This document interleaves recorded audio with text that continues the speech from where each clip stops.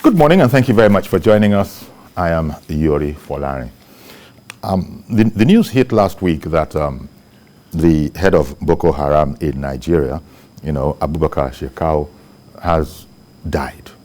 A lot of people were cautious in receiving the news in the sense that we've heard that more than 2, 3, or 4, or even 5 times.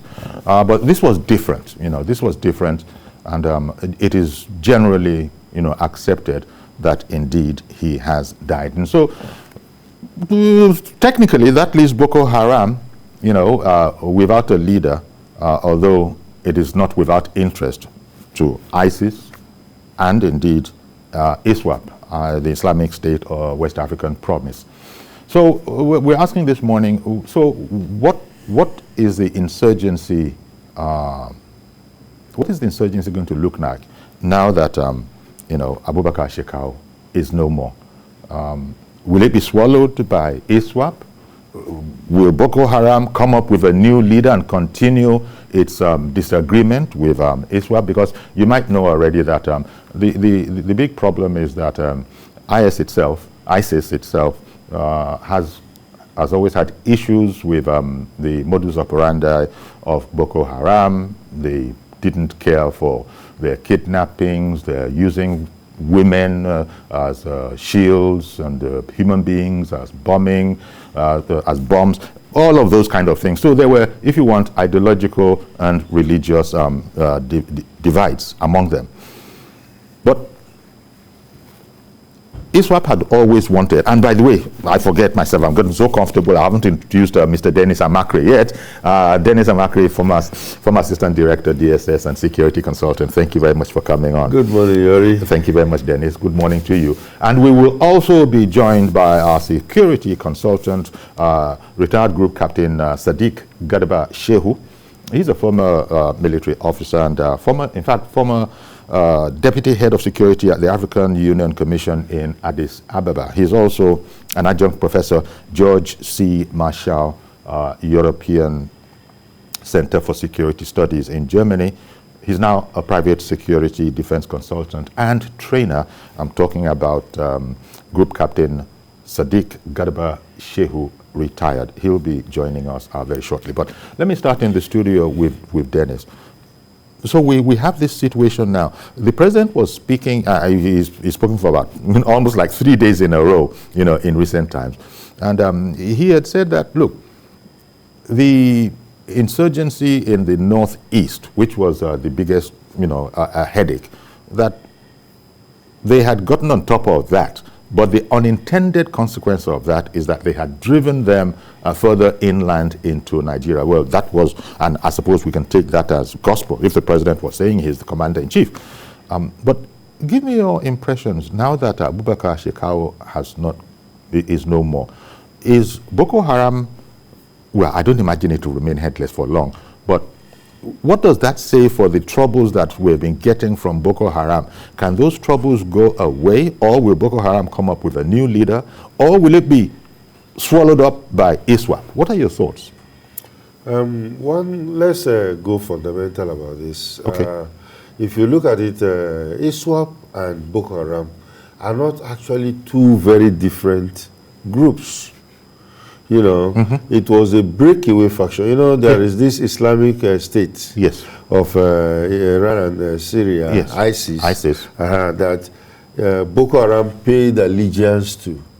And when Boko Haram paid allegiance to them, later he had a fallout. The leadership in ISIS did not agree with some of his modus operandi. So they now broke them out, they broke up, and then the Al-Banawi, Mossad Al-Banawi, who is, I think, a son of the original leader of Boko Haram, Yusuf, became the leader of ISWAP. Okay.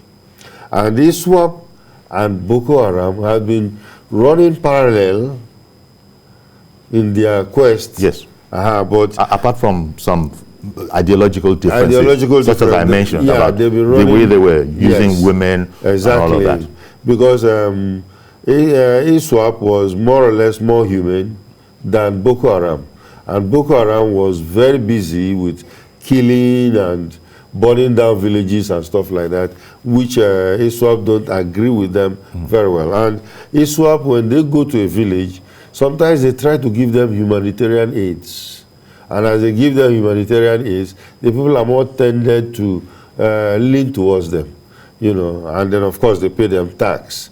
So now with the death of Shekau, I think it should be confirmed that he's dead. Because, by now we would have got another Shekau. Like Banawi has even confirmed it. Yes, People who recognize his voice say he has spoken, and that is Banawi. Exactly. So if he is dead, in fact, what I see more and more of what is happening is that ISWAP is going to swallow up Boko Haram. And then, of course, you will be hearing more of ISWAP than less, and less of Boko Haram. So it will remain one. It will still be the same. We'll still have a terrorist group out there fighting the Nigerian military. So that's the way that's going to turn out, in all probability. I don't know if we have our Group Captain Sadiq Garba Shehu with us. We're still trying to get him on the phone because it's going to be a remote thing. Now, when the president was talking about, you know, the unintended consequences of dislodging, you know, Boko Haram from the northeast, does this make the task now more difficult because they're now more diffused over a wider area than they used to be? And well, what do you think they can succeed as quickly as we want them to in dealing with it now? One thing is that, you see, they'll be moving around in and out of Nigeria. Sometimes they come into some local governments, take over the local governments. And then, of course, they are pushed back by the military. Our Air Force is doing a very good job. Sometimes, you know, with all the sorties going in there to push them back. And then, of course, they regroup and come back in again. One thing we have to realize about ISWAP is that they've got a lot of help from ISIS and some remnants of ISIS that actually came in there as mercenaries have joined them. And their training is more superior. They have better firepower. And then, of course, if they are going to swallow up Boko Haram, I think they are going to be more tougher than the Boko Haram we know.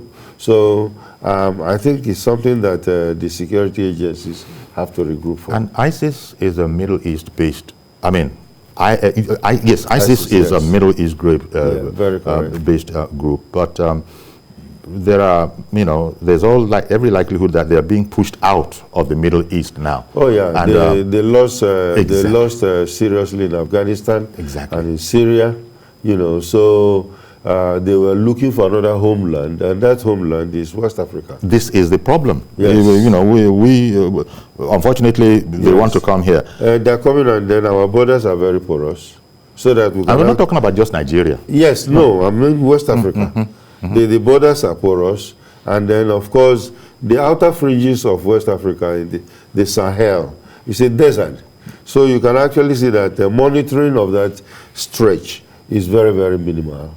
So, and of course they join in with the desert tribes like the Tuaregs and others to infringe into West African land. So it would be premature for people to say, oh, with the death now of Abubakar Shekau, things are going to be necessarily easier. Well, not so. No, not at all. Not at all. Because whereas there was a disagreement among them, they still were united in the purpose of trying to Islamize all of the region. The original objective remains the same. Well, it looks like, well, the president did assure that very shortly we should get rid of, if we were to get rid of Boko Haram, well, what we know now as Boko Haram, it doesn't matter what they call themselves, they still are terrorists that are troubling us. Of course. If we should get rid of them, does that solve our problem really? Because I can understand pushing them beyond our borders, but they're still around. And this relates to something the president was saying in a different context about you've got to be careful and have good relations with your neighbors. Yes. But if we didn't have that, only God knows where we'd be now. So it's like, it's not just Nigeria. They are troubling us, but it's not just Nigeria. many African countries Chad, are troubled. Chad, Cameroon, Niger, about Operation Hadi Kafi, or is it OPHK, you know, that is there. I think there's new leadership there, and I think they are more serious. I think the security agencies are working very closely there, whereby the Air Force, the Army, and then of course the DSS, you know, are working very closely together, where they share intelligence and stuff like that, which could give them a better hand, you know, if they approach it very. Okay. I hear that we have Group Captain retired Sadiq Garba Shehu. Good morning. Thank you very much for coming on, Group Captain. Good morning, and thank you. Okay. And now, I think we can safely assume, having heard from those who say they recognize the voice of Banawi, who is heading up ISWAP, that indeed Abubakar Shekau is dead. So we're proceeding along with that assumption. Now, what does this do to our, our quest, to root them and do away with them now that Abubakar Shekau has been killed, quite frankly? Reports say he himself blew himself up. But now that he's no more, is Boko Haram going to continue with a new leader?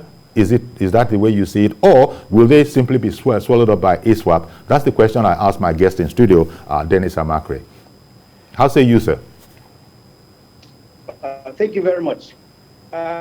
First, what we're hearing about Shekau is good news. And I would like to say in general, since 9/11, and other religious aim at incapacitating leaders for terrorist group has become, is now referred to as leading phenomena. There are a lot of people who have dedicated their time to study this phenomenon. Okay. What happens to a group when a leader is decapitated? Mm-hmm. And decapitation, it could be either the leader is arrested and detained, whether he is killed, whether he died by natural causes. Even though in the case of Shekau now, we are having a new phenomenon where he was killed by some factions within his own group. Now, having said that, what studies have shown, after studying several issues or several examples of leadership decapitation involving other terrorist groups, is that 3 or 4 things are likely. First, the group may disappear. Secondly, the group may even become more violent as a result of leadership decapitation. And then thirdly, the group may also become less deadly than it was when the other leader was there. Okay. But then again, what experts have agreed is that again it has to do with the personality of the leader. Most terrorist groups have what we call, whether we like it or not, charismatic leaders. A charismatic leader of a terrorist group is the one that is well liked by his group members, who provides not only spiritual guidance, but also operational guidance.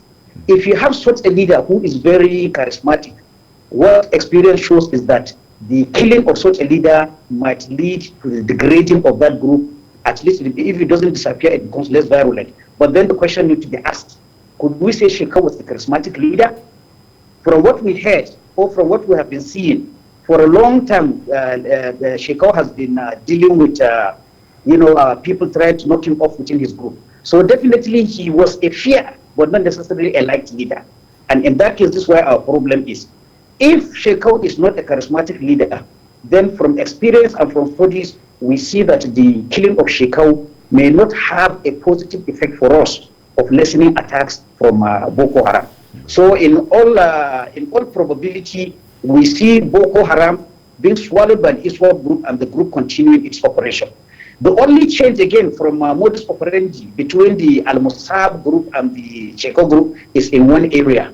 The Al-Musab group, they seem to be bent on recruiting from the local population by appearing to be a substitute for government. They claim not to attack civilian population and concentrate only on the armed forces. Okay. Now, this is where the government will have to come in to make sure that the effect that the Al-Musab group will have in recruiting the local population is countered by government effort to make sure that whatever is missing in terms of governance is provided in those areas.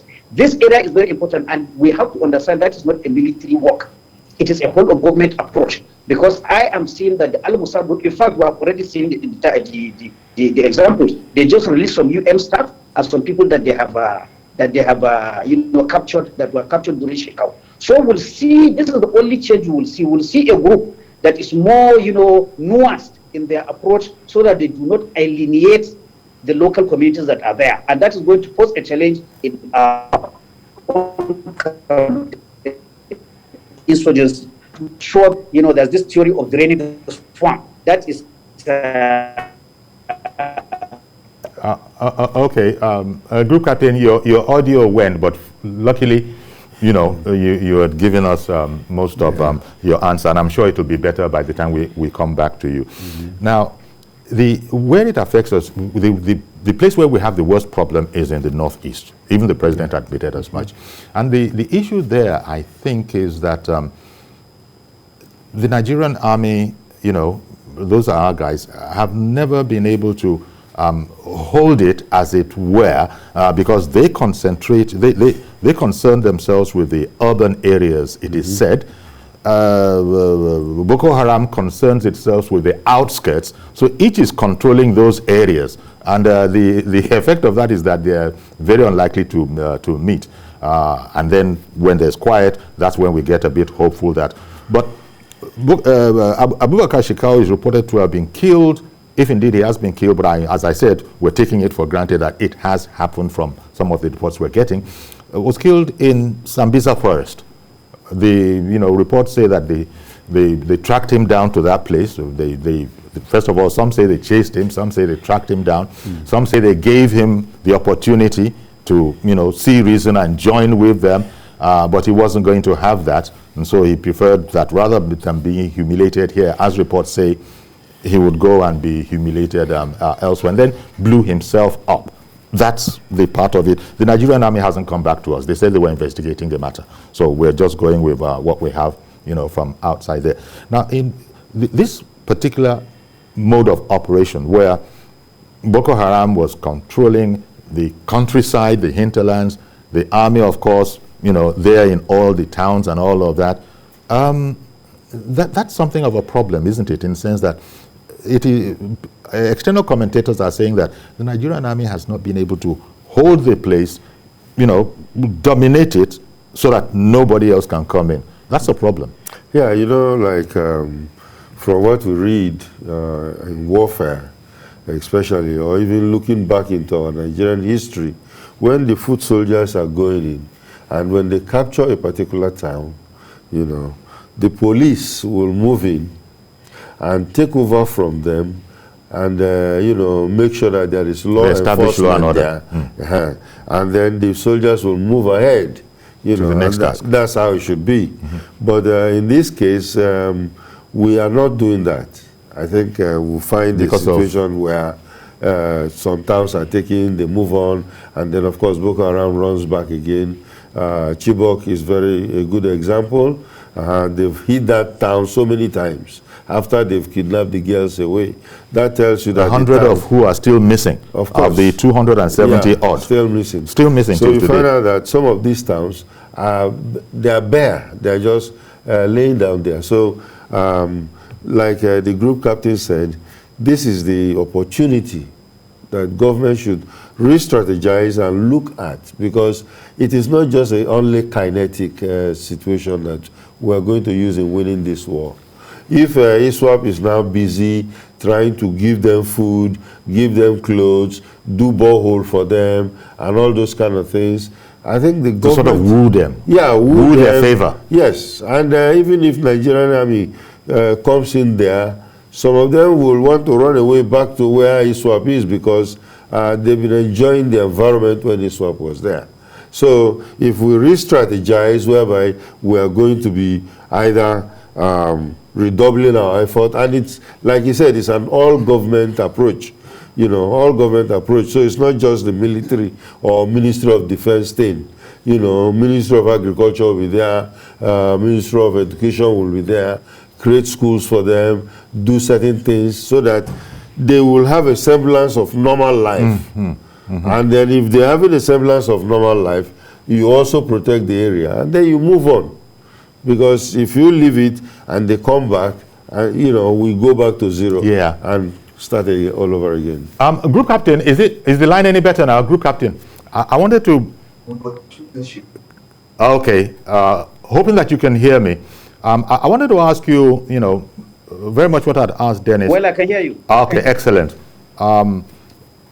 The methodologies of the two groups, ISWAP on the one hand, which is a breakaway from Boko Haram, and Boko Haram, whereas arguably Boko Haram and its leader Abubakar Shekau were seen as some sort of a thug, violence, you know, in fact, the violence was at the foot of the disagreement between it and ISWAP, along with some, as it is said, religious, ideological differences. The people themselves that are the victims in the Northeast, for example, how can they play a part in all of this, apart from just being the victims?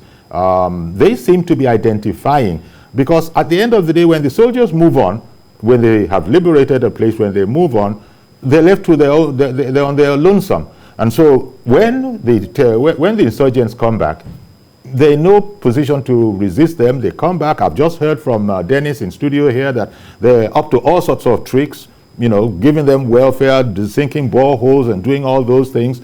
So how does this complicate the matter? Because if you have people that are not strictly against invaders and see them as aggressors, ultimately they might even be subconsciously cooperating with them. That is very true, and that is one of the realities of counterinsurgency operation. It is about the hearts and minds of the local population. Both the insurgents, Boko Haram on this side, and also our own forces will be trying to win the hearts and minds of the people. And for the person that is in a legal territory where the natural thing is to align with that security for you, I will always be on the side of saying, while definitely there will be some locals that are out of wish collaborating with Boko Haram, most of these people will be doing so just to save their own skins. And the only way you can remove them from doing that is for government and government forces to show that we can do far better than what Boko Haram is going to offer. Like I said, the Al-Barnawi is coming with a new tactics. They have started, they will be getting information on truth movement. They will also be getting recruits. So definitely, again, other government agencies, Ministry of Health, Education, Humanitarian Affairs, all the ministries will have to also redouble their effort to ensure that the effort of government in providing governance to those people is there. That is the only way you can drive a wedge. In driving a wedge between the insurgents and the local population, there are 3 stages. First, the first stage is convincing them that governments will take care of them more than what the insurgents will do. The second stage is even making them to be taking aggressive, either direct or indirect action against the indirect action could be like passing information to the security forces, and then direct action could be like what the civilian JTF and other people are doing of actual fighting. That is the ideal, but definitely it's an effort that the government must continue doing. All the 2 sides are trying their best because they understand also, even the insurgents, they understand that their power flows from the people. If you don't have the cooperation of the locals, definitely you are going to lose the war. So definitely both government should not relax in this idea of trying whatever means to ensure that good governance and the fruits of democracy are flowing to that area. You know, these people, they even sometimes distribute food, they distribute money, and all those kind of tactics. They want to coerce the people to their own side. It's like a battle for the people's minds. It's a battle. The insurgency is. It's a battle. I think on its side must never stop. But I want it is about 20% The audio just went bad again.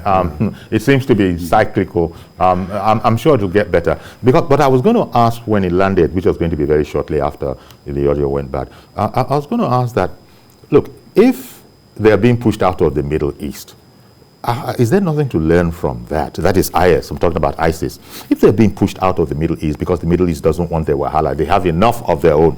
And so they're saying that, look, this will, whatever. I wonder, why are we in this sub-region not able to, use those methodologies, even if we can't do it alone as Nigeria, combining together? I was just wondering, it's maybe an idle thought, why can we not prevent them from coming in here? Because the president has said that this was going to end shortly. He spoke to us. I mentioned it to you earlier.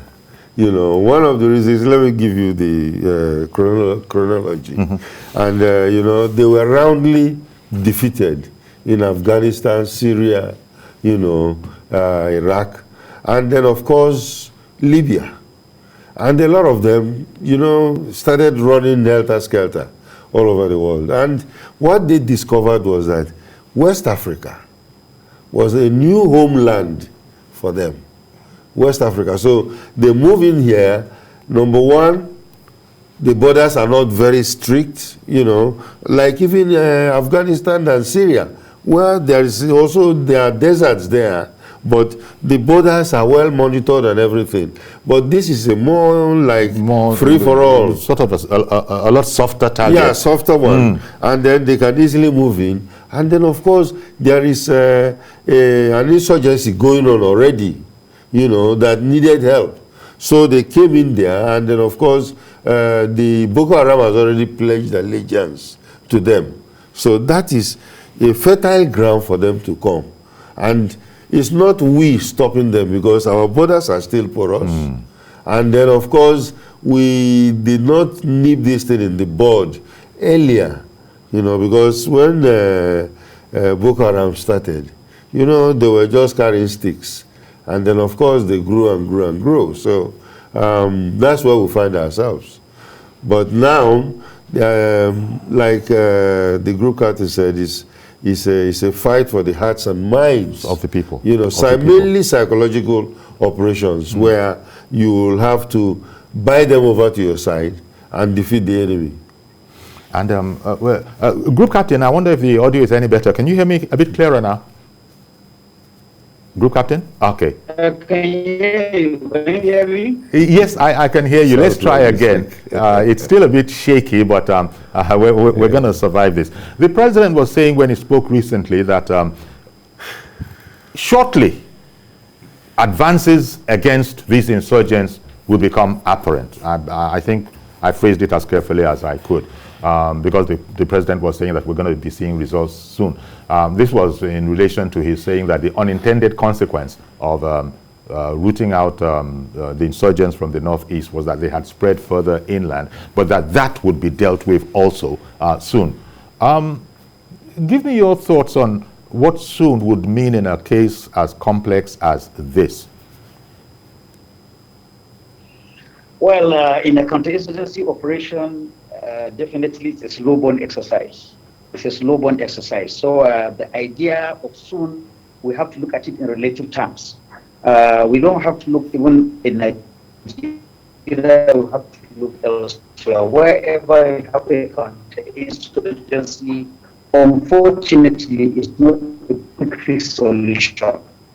But I want to believe when the president said that in terms of enhancing the capacity of our military, in terms of numbers, in terms of equipment, in terms of intelligence gathering, to give another push. But I would like to hold my assumptions lightly, and our expectations should be very realistic.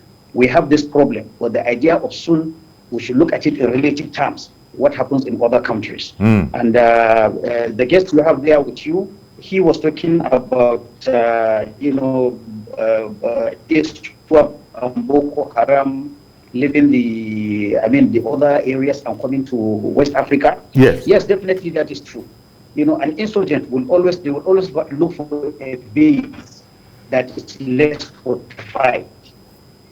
Okay. A base that is easier to enter. So unfortunately, that's where we stand.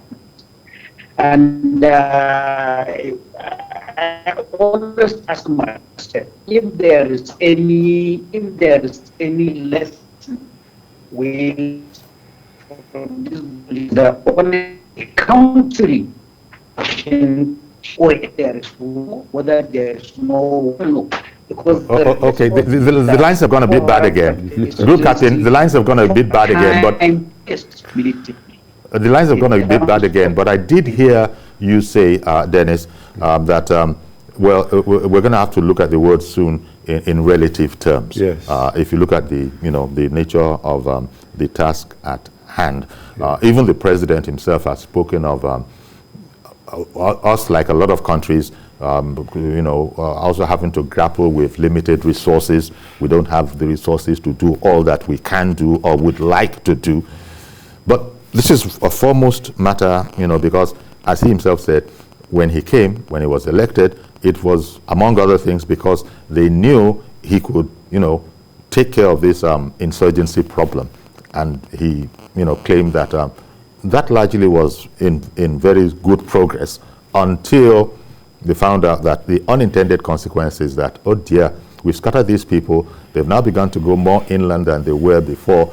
And so you seem to agree. You nodded when the group captain was speaking about soon. The word soon has to be looked at in relative terms. Yeah, when you're fighting an insurgency, especially an asymmetric one, like we have right now. That's the guerrilla warfare sort of thing. Yes, guerrilla warfare thing. And then you find out that it's very difficult to put a timeline to it. You cannot say, okay, that's where... But the president has political pressure, because as he himself said, yeah, of course, as he himself said, you expected me to do this. Yes. And he did imply that I was doing it until this unintended and unexpected consequence happened. Yes. So the president himself, it's just like when we had this technically defeated kind of story, remember? But the president has been very careful in saying that soon. Yes. Soon does not give you actually a timeline. Yes. Okay, so... But soon is not indefinite. It's not indefinite, but it's not... at the same time, one that you say... You can't easily say... next week or 3 months' time or 6 months' time. You can't do that. So he's being careful in saying that.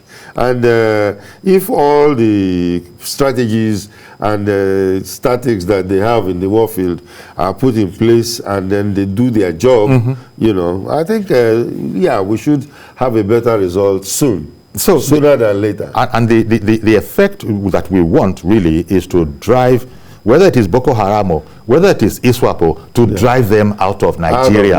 And but that's not enough, because if we drive them out of Nigeria to our neighbor's land, it's still not good enough unless these neighbors are also looking at it. Regroup and come back again. Which we so the whole idea is to take them out, as the Americans would say, take them out entirely. Yes, Mazi Okorafor, thank you for holding on. Good morning, sir. Good morning, sir. You're good, my guest in the studio. Dennis Amakwe, yes. There's something I've just discovered in this 22 years of the movement uninterrupted. Now, research has shown that there is no synergy between one ministry and another, whether the ministry is juicy or not juicy. That is why I would like the presidency, the president himself, the executive, the number one citizen, to see what he can do so that there will be synergy. Let's look at the military. We have the Air Force, we have the Navy, we have the Army.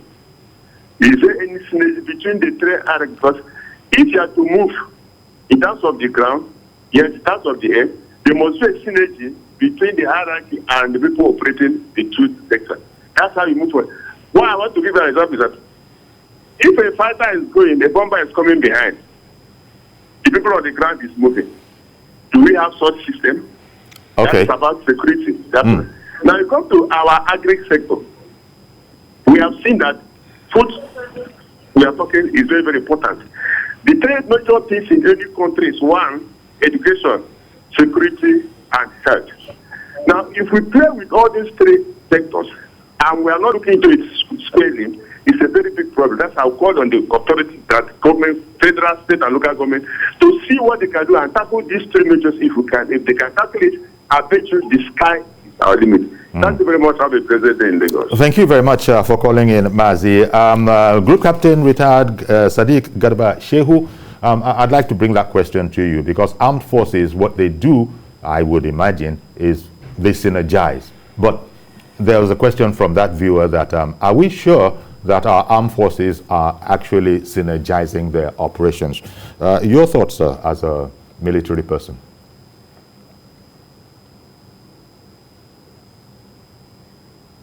I would so have liked him to have answered because he's from that fold. But the question that Mazi asked, he thought, well, I guess he was asking the question really that, is it indeed the case that there is complete synergy between all the armed forces working on this particular project?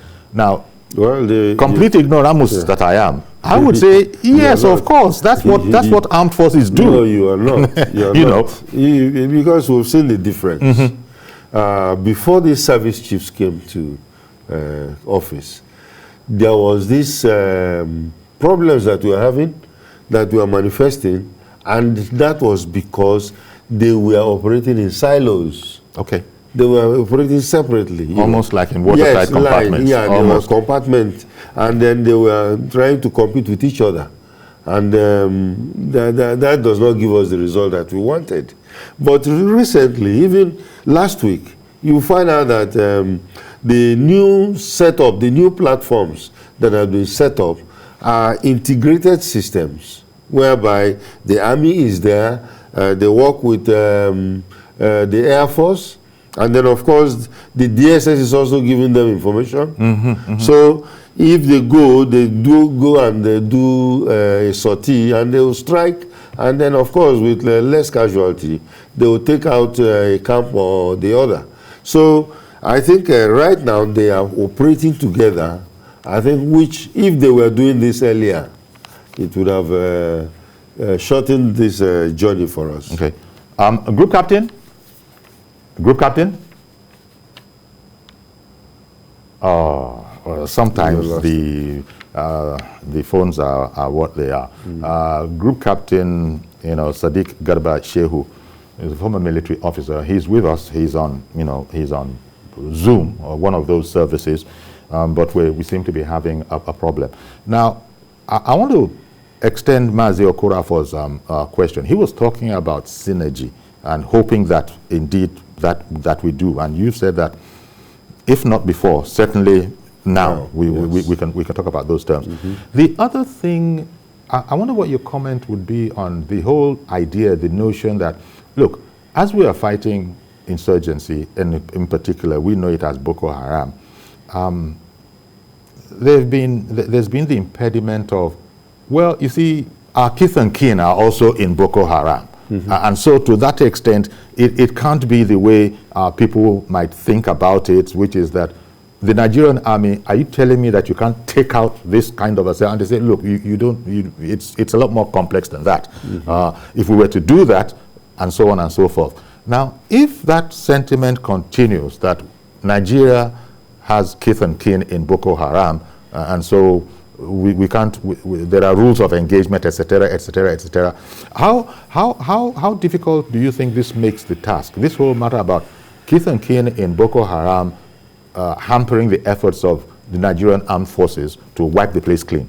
I think what you just said now has been the reason why this particular fight against insurgency had lasted for more than 10 years. More than 10 years. And the reason is simple. There are, majorly canneries. Yes. And then, of course, that there was a former governor of Borno State who was actually supporting them. In fact, he introduced arms to them when he wanted to use them as political thugs. These are documented. That's documented intelligence. Facts. Yes, it's there. So as the insurgency progressed, it is becoming one that you are either not wanting to wipe everybody out, or you are being careful. And then, of course, the United Nations will come up with its own rules of engagement, humanitarian rules that the military although they are fighting an asymmetric guerrilla warfare, but the military, being a uniformed, statutory professional body, have to keep to, in fighting that. So that's where you find like your hands are tied, and you cannot and really go all out to do what you have to do. And it's also where we begin to hear of de-radicalized Boko Haram fighters, and things like that, absorbing them into the Nigerian army. I'm not sure if that's a rumor, if that's a fact. No, it's a fact, and they rehabilitate some of them. Some of them surrendered, they rehabilitate them, and then try to inject them back into society. But again, when you look at it, we've had bad results of some of them actually coming back and going back and doing whatever they want to do and going back to Boko Haram. Okay. You can call in now if you wanted to contribute to the subject matter that we have on our hands here. The whole matter about what was going to happen to Boko Haram now following the death of Abubakar Shekau. Will Boko Haram, as we know it, be absorbed by ISWAP? And what's the difference between the two? We hear that there are religious and ideological differences between the two, but they seem to be united in wanting to Islamize all of West Africa, if they can. If possible.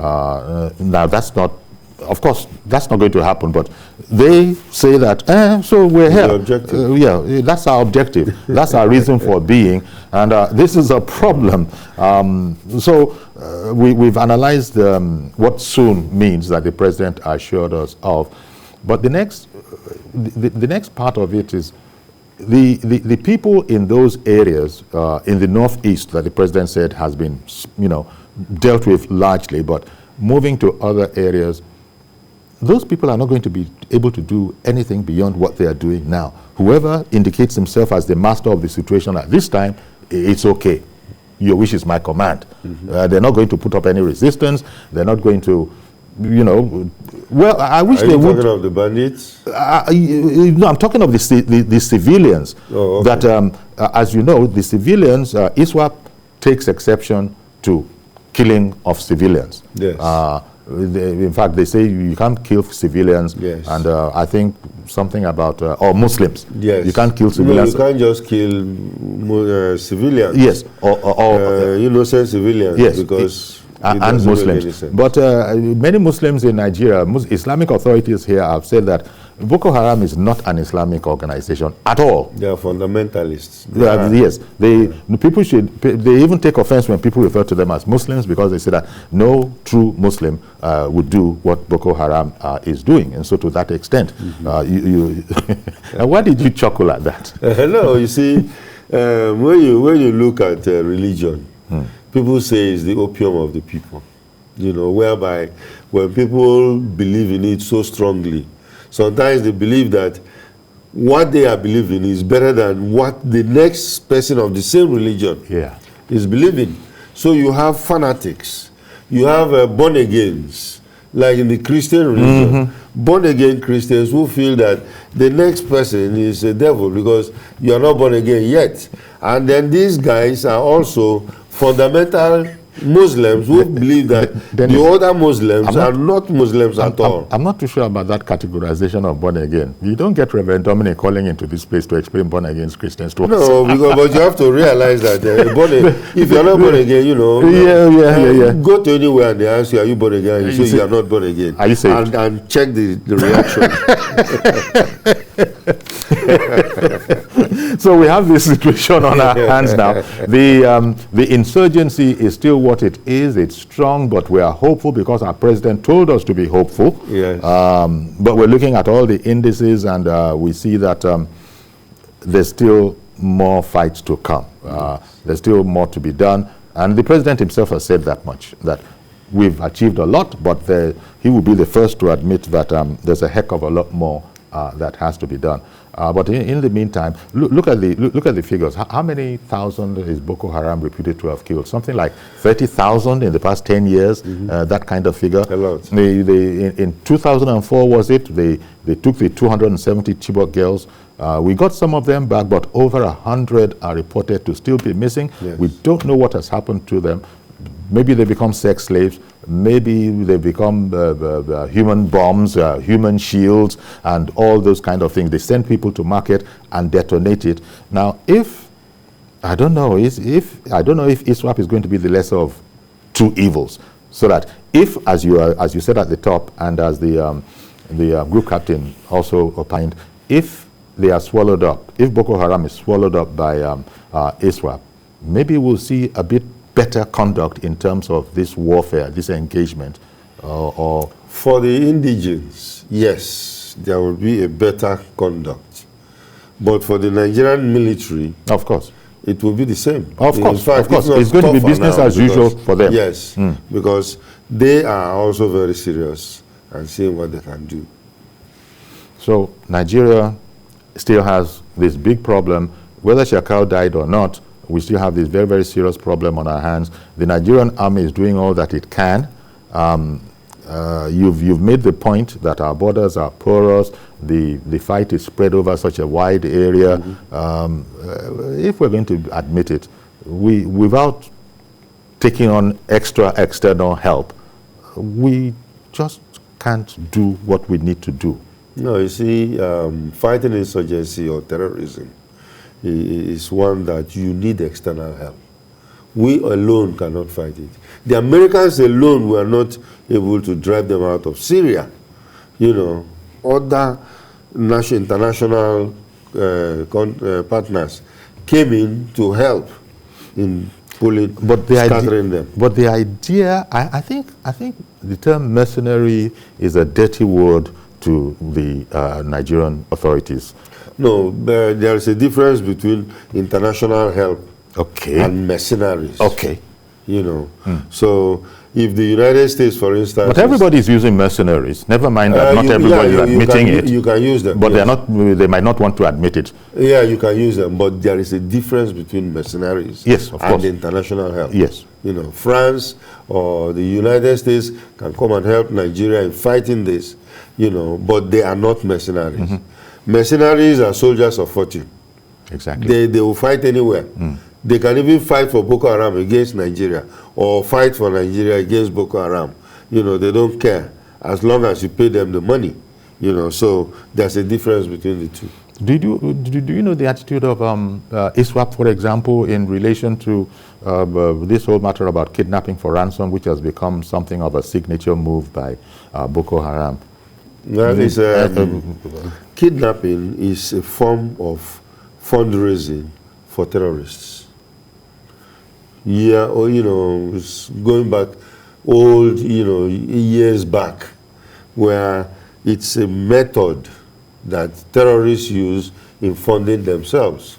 So that's why we're saying that some of these bandits, you know, some have come from Boko Haram, you know, and some of the monies that they get, they send back to the base. So it is something that we've also discussed here before. Well, you know, thank you very much for coming around, Dennis. And also, you know, our appreciation goes to Group Captain Sadiq Garba Shehu, although the phones weren't all they could be, and so we weren't able to, you know, hear as much as we would have liked from him. But what we did hear was quite insightful, and thank you very much for that. So our appreciation goes to you, Group Captain Sadiq Garba Shehu, and to you, Dennis Amakre, as always. You're always coming on and, you know, giving us an analysis of these security situations. So that's the situation. It looks like we're still in there, and as Dennis was saying, to the Nigerian army, it won't really matter. It's the difference between 6 and half a dozen. They're going to be focused on what they're going to be doing. And, you know, we keep our fingers crossed and hope that, as the president has said, we come out of this situation soon, even though we've been warned that the word soon is a relative term. So that's our program today. COVID-19 is still very much out there, so let me resume my rant. You know, please do all you can to mask up, even if it is getting out of fashion. It's still out there. Mask up, won't you? Wash your hands, socially distance. Don't go to too many gatherings. You know, just look at what are the recommended maximum limits and do your best to keep them and do your best to keep safe. So that's our program today. We'll see you tomorrow, God willing, for a fresh edition.